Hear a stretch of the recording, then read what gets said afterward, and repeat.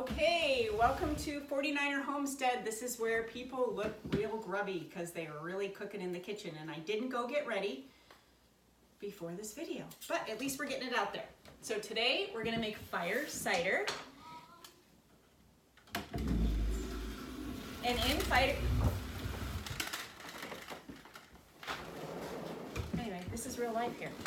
So you can buy fire cider from the store, and it's real great, especially this brand. Can you hand me the fire cider? No problem.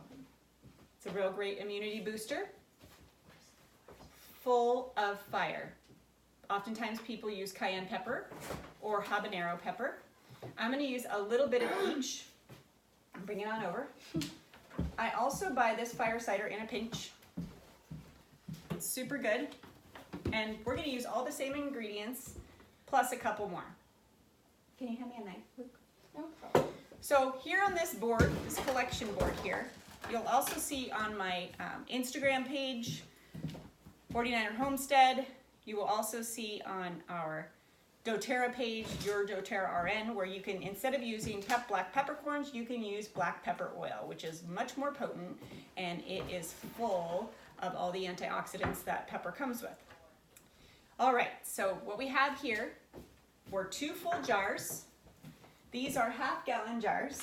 I have 2 oranges, 1 lemon, 15 to 20 garlics crushed, about 7 inches of ginger, 1 large white onion or 2 small, 7 inches of horseradish, 3 habanero peppers, black peppercorns, and a little bit of cayenne. You can leave out the peppercorns and cayenne if you like, that's fine. And then apple cider vinegar with the mother. So we got a lot of people coming in here, so it's throwing my groove off here, but I am going to start mixing with my daughter here, who's pregnant and needs this fire cider. So we got 2 jars. Did you get upset? Okay.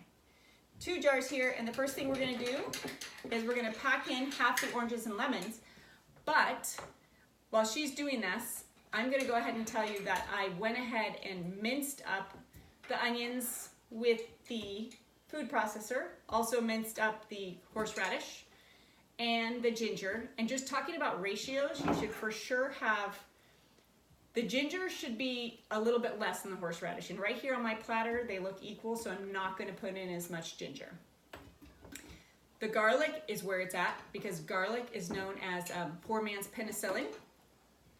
And if you wanna know where this recipe originally came from, it came from the bubonic and black plague. Have you ever heard of thieves? I'm not talking about Young Living. I'm talking about 4 thieves. There were 4 thieves that went around and grave robbed during the plague, and they stole jewels and such out of their caskets. So they would dig up these people that died and steal their stuff, but they had this wonderful cider that they would drink multiple times a day, little shots, that kept their immunity strong. Because of the garlic, the onions, the horseradish, the fire, the hotness, it kept their immune system very strong. I'm gonna start peeling the turmeric. So this is 4 Thieves cider, better known as 49er Homestead cider. What she's doing right now is she's peeling off the turmeric. We do that last because your fingers are gonna stain, and we're gonna put it right on top. We make this on a new moon because it's supposed to sit for 4 weeks. You can let it sit more than that, but these ribosomes, they're very juicy. They're going to release all their goodness pretty quick. You can even make a fast cider by putting this all in the juicer, and it's ready real quick. But the goodness comes when you let it sit. So new moon to new moon, we are making this from January 23rd until February 23rd on the next new moon. And then just chop that up, or grate it actually, a rough grate. Did you say we're gonna put it on top after? Yeah, and you could just rough grate it. Was that a question? I don't know. Yeah. Yes. We're gonna put it right on top, but we're gonna grate it. So that's the other thing. New moon to new moon. The recipe's from 4 Thieves. It's a great immunity booster, and anything hot helps with circulation. So if you have heart issues, I'm not saying this is gonna cure you, okay? I am a registered nurse, but any hot foods like the Hispanic culture, Latin America, they eat a lot of spicy foods, and it really is great for the heart. Curcumin, really great for the heart, really great for cholesterol. So is garlic, good for so many things. So let's start putting it together. This is my son Lucas. You want to give it a try? I'm fine. I'll All watch. right. Okay. So you can just get anything you want. I have my little wooden spoon and my little tiny spatula from Pampered Chef. And so we're just going to kind of randomly scoop into each one. A little bit of each. Balance them out. I kind of go a little bit, little bit, little bit. You can go ahead. You want to start, Kate? Putting some into you. You can use this one. And then these habaneros are going to be hot. And so it's going to be sitting in a cool, dark place. So wherever you want, like the garage, you're not going to put a metal lid on this.